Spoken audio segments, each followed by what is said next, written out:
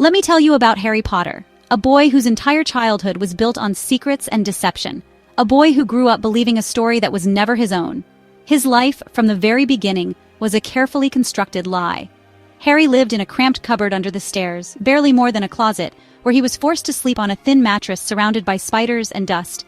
The Dursleys, his Aunt Petunia and Uncle Vernon, treated him as if he were invisible, or worse, a burden.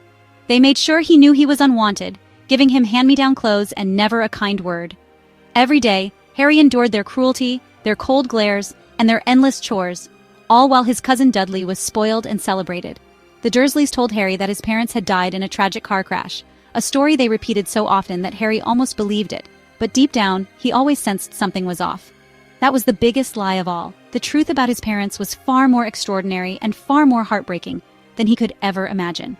Harry always felt different, like he didn't quite belong in the ordinary world around him. Strange things happened when he was upset or scared, glass disappearing, hair growing back overnight, a snake suddenly understanding him. It was as if something magical was waiting to break free, just beneath the surface of his everyday life. On his 11th birthday, everything changed. Letters began arriving for Harry, letters addressed to him in the cupboard under the stairs, written in emerald green ink. The Dursleys tried desperately to keep them from him, but the letters kept coming in more and more impossible ways. Then, one stormy night, a giant named Hagrid burst through the door, shaking the house to its foundations, and delivered the truth that would change Harry's life forever. "Harry, you're a wizard!" Hagrid revealed the secret the Dursleys had hidden for years. Harry's parents, James and Lily Potter, hadn't died in a car crash. They were murdered by the most feared dark wizard of all time, Lord Voldemort. The name sent shivers down Harry's spine, even though he'd never heard it before. When Harry was just a baby, Voldemort tried to kill him, casting a deadly curse. But something miraculous happened. The curse rebounded, destroying Voldemort instead and leaving Harry with nothing but a lightning bolt scar on his forehead. No one could explain how he survived, but from that moment on, Harry became known as the boy who lived. Overnight, Harry was famous in a secret world he never even knew existed. Wizards and witches everywhere whispered his name, awed by the boy who had defeated the darkest wizard of all time. But Harry, who had spent his life in the shadows, was overwhelmed by this sudden fame and the weight of expectations that came with it. Hagrid whisked Harry away to Diagon Alley, a hidden street where magic was real and wonders waited around every corner. There, Harry discovered that his parents had left him a small fortune at Gringotts, the Wizarding Bank, and that he belonged to a world far more extraordinary than he'd ever dreamed. The world he thought he knew, the dull, gray streets of Privet Drive, was just a shadow compared to the vibrant, magical reality that had always existed beside it, just out of sight. But with this new world came questions that haunted Harry's every thought. Why did Voldemort want him dead? How did he survive when no one else could? What did his scar really mean? The answers seemed just out of reach, hidden in the shadows of his past. Hagrid told Harry that the answers, and his true destiny, were waiting for him at a place called Hogwarts School of Witchcraft and Wizardry, a castle shrouded in mystery and magic. With a mixture of fear and excitement, Harry left behind his miserable life with the Dursleys. He stepped through the barrier at King's Cross Station, boarded the Hogwarts Express, and entered a world filled with wonder, danger, and the promise of friendship and adventure. The truth about his past was finally out, but Harry's journey was only just beginning. He was about to face challenges and mysteries greater than anything he could have imagined. For the first time, Harry had the chance to discover who he really was, not just the boy who lived, but a boy with courage, loyalty, and a destiny all his own. And as he stepped into the unknown, one thing was certain: nothing in Harry Potter's life would ever be the same again. Harry boards the Hogwarts Express at platform 9 3/4, meeting Ron Weasley and Hermione Granger. Hogwarts is no ordinary school. It's a castle alive with secrets, moving staircases, and talking portraits. Dumbledore, the enigmatic headmaster, warns students to avoid the third-floor corridor unless you wish to die a very painful death. The castle is a maze of hidden passages and ancient mysteries. Some teachers are friendly, but others, like Professor Snape, seem to despise Harry for reasons he can't understand. Snape's dark eyes follow Harry everywhere, fueling suspicion. Hogwarts is both enchanting and dangerous, a place where every shadow could hide a secret. The students sense that the castle is protecting something important. For Harry, the adventure is just beginning, and danger is never far away. At Hogwarts, nothing is ever quite what it seems. Dumbledore's warning about the third-floor corridor lingers in the minds of Harry, Ron, and Hermione, casting a shadow over their first year at Hogwarts. The headmaster's grave words, "Anyone who does not wish to die a most painful death would do well to avoid it," echo in their thoughts, making the corridor a source of both fear and fascination. One fateful night, while desperately fleeing Filch and Mrs. Norris, the trio accidentally stumbles into the forbidden corridor. There they come face to face with a monstrous three-headed dog, its eyes wild, its growls echoing off the stone walls. The creature is more terrifying than anything they've ever imagined. This beast, known as Fluffy, stands guard over a mysterious trapdoor, its massive paws planted firmly, daring anyone to come closer. The presence of the trapdoor hints at secrets hidden deep beneath the castle. Hermione, ever the quick thinker, realizes that Fluffy isn't just blocking a hallway. He's protecting something incredibly valuable, something the teachers don't want anyone to find. Harry's memory flashes back to Hagrid, who recently retrieved a small, mysterious package from Gringotts, claiming it was Hogwarts business. The timing can't be a coincidence. Suddenly, the puzzle pieces begin to fit together: the dog, the trapdoor, and the secret package. It's clear that something of immense importance is being hidden right under their noses. Suspicion quickly falls on Professor Snape, whose cold demeanor and secretive behavior grow more sinister by the day. His constant lurking and cryptic comments make him the prime suspect in the trio's eyes. Is Snape trying to steal whatever is hidden beneath the trapdoor? The trio can't shake the feeling that he's up to something dark and dangerous.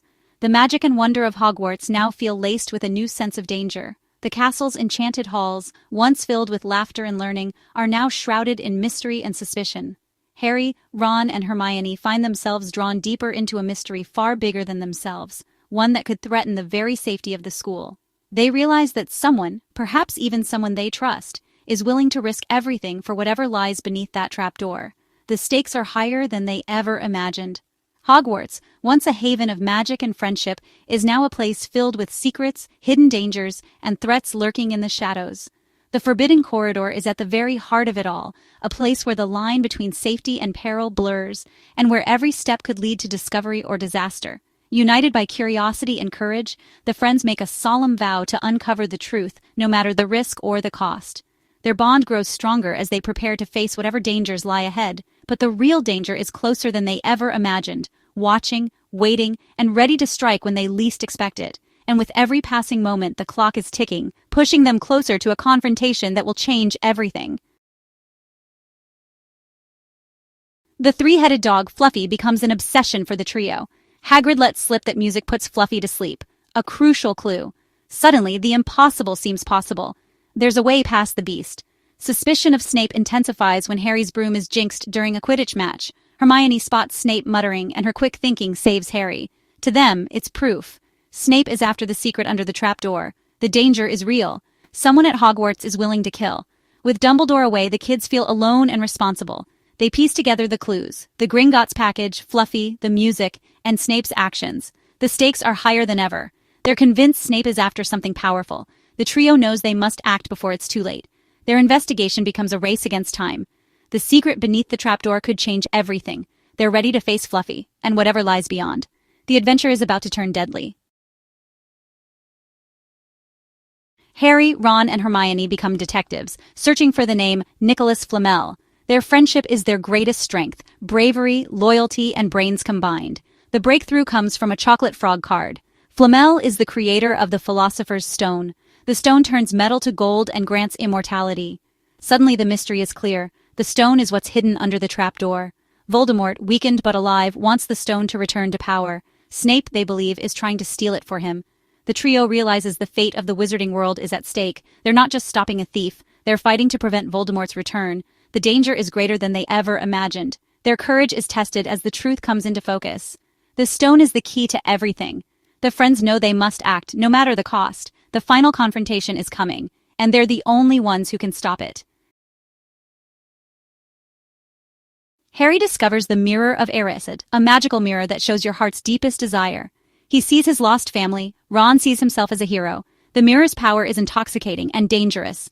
Dumbledore finds Harry and warns him. The mirror can drive people mad with longing. He moves the mirror, teaching Harry a lesson about desire and reality. The mirror is more than it seems, a key part of Dumbledore's plan.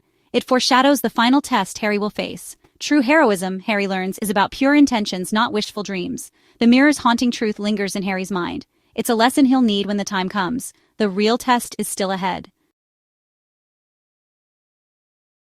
The trio learns Snape is about to steal the stone. With Dumbledore gone and no one believing them, they realize it's up to them. Under the invisibility cloak, they sneak to the forbidden corridor. They lull Fluffy to sleep with music and descend through the trapdoor. They face Devil's Snare, flying keys, and a deadly game of wizard's chess, each challenge testing their unique strengths. Ron sacrifices himself in chess so Harry and Hermione can continue. Hermione solves a potion riddle, sending Harry forward alone. Harry prepares to face his enemy, expecting Snape, but the final chamber holds a shocking surprise. The journey has pushed them to their limits. Their friendship and courage are their only weapons. The fate of the stone and the world rests on Harry's shoulders. The final confrontation awaits.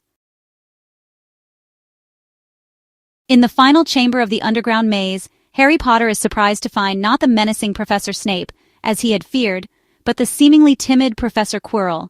Standing before him is the enigmatic Mirror of Erised, a magical artifact that reveals the deepest desires of one's heart. Quirrell, shedding his facade of nervousness, unveils a shocking truth. He has been serving the dark wizard Voldemort all along, a pawn in a sinister game.